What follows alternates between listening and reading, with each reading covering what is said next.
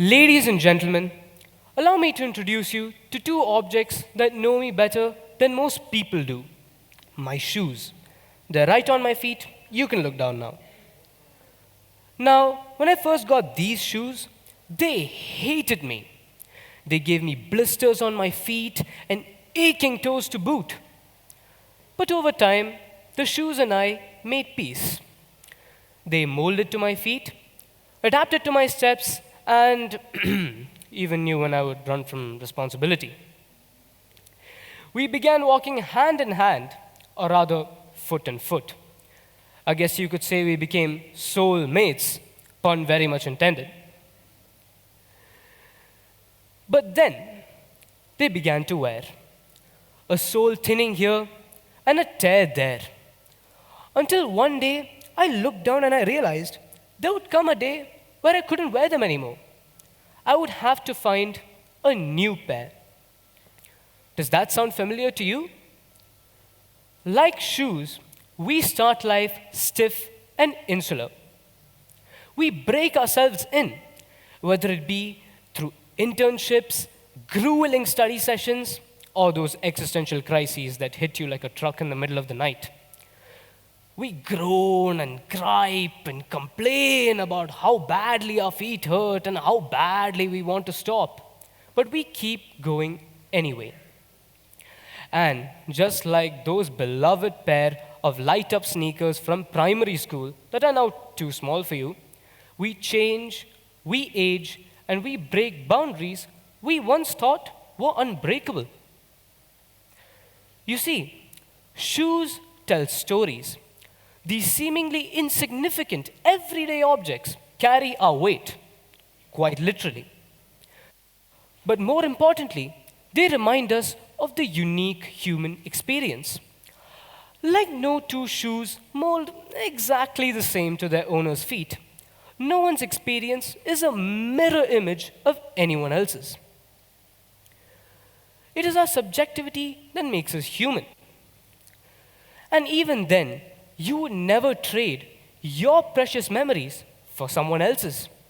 Just like you never trade that battered pair of sneakers you wear every day for someone else's brand new Air Jordans. Because deep down, you know it's everything you've done up to this point that makes you, you. Okay, maybe we're getting a little out there. I'll bring us back to the earth with a history lesson.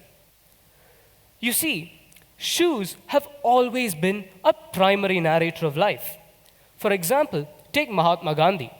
When he was getting onto a train, one of his shoes slipped off. Now, instead of rushing to pick back up, he threw his other shoe onto the track as well, in the hopes that whoever found it would have a full pair and not just one. Fair warning, I am not responsible for any of the audience members flinging their footwear off moving trains, just in case. Now, here's another. In the president's palace in Baghdad, Iraq, Iraqi journalist Muntazir al-Zaidi flung both his shoes at the then US President George Bush in a fit of anger. What he could not express from his mouth as words instead were conveyed as lace and leather. For some, this act was an outburst. For others, it was a chilling reminder of societal unrest. A society using even the lowest article of clothing to display their fury. Truly a lesson in standing up for what's right and stoking the embers of revolution. However, in another corner of history, shoes were silent witnesses to horror. In Nazi Germany, when Jewish prisoners were taken to the death camps to be executed, their shoes were taken off their feet. Now, it wasn't just their shoes that were taken, it was their dignity, identity, and humanity that they were stripped of.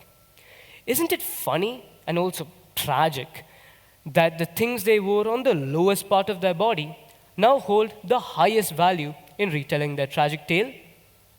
The piles of prisoners' shoes outside the camps are the most jarring of reminders of the horrors of the Holocaust. In these endless piles of leather, there may as have well been the shoes of some little girl who may as well have taken her steps just earlier that day, or an ancient pair of boots that have traversed the most rugged of paths. But the vast majority would have been scores of regular, unassuming, unimpressive shoes. Shoes of common, nameless, faceless men, women, and children. Shoes of people just like us. Shoes are the heralds of all the paths those people could have taken in another life. Some pairs never get to see those dreams realized, while others walk past the horizon and turn themselves into legends for generations to come.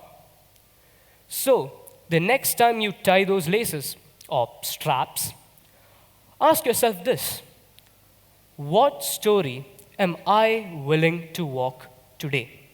Thank you.